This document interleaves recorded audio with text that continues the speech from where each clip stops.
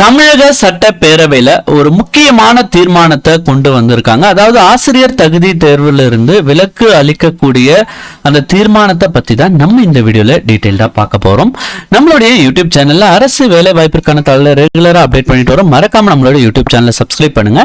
டிஸ்கிரிப்ஷன்ல கொடுத்திருக்க WhatsApp group link மற்றும் டெலிகிராம் லிங்கையும் கிளிக் பண்ணி நமது அரசு வேலை வாய்ப்பு குழுல மறக்காம இணைங்க.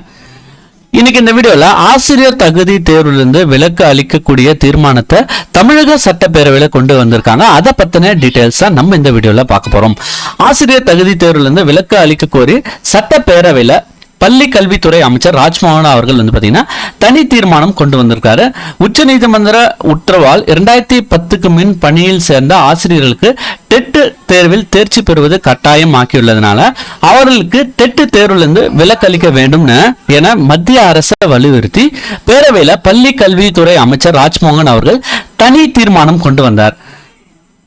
சட்டப்பேரவையில இது தொடர்பான தனி தீர்மானத்தை கொண்டு பேசிய அவர் 2010ஆம் ஆண்டு ஆகஸ்ட் 23ஆம் தேதிக்கு முன்பாக நியமனம் செய்யப்பட்ட ஆசிரியர்களுக்கு டெட் தேர்வில் இருந்து முழுமையான விலக்கு அளிக்க வேண்டும் தெரிவிச்சிருக்காரு. இதற்கு மத்திய அரசு கட்டாய கல்வி உரிமை சட்டத்தில் உரிய திருத்தம் மேற்கொள்ள வேண்டும். ஆசிரியர் தகுதி தேர்வில் இருந்து முழுமையான மற்றும் நிரந்தர விலக்கு அளிப்பதற்கு உரிய நடவடிக்கைகளை மத்திய அரசு மேற்கொள்ள வேண்டும்னு பேரவையில ஒருமனதா வலியுறுத்தி தீர்மானத்தை அவர் கொண்டு வந்திருக்காரு.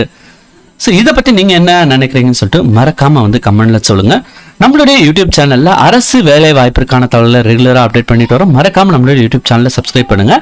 உங்க ஃப்ரெண்ட்ஸ் அண்ட் ஃபேமிலி மெம்பர்ஸ்க்கு மறக்காம ரெஃபர் பண்ணுங்க. தேங்க்ஸ் ஃபார் வாட்சிங் திஸ் வீடியோ.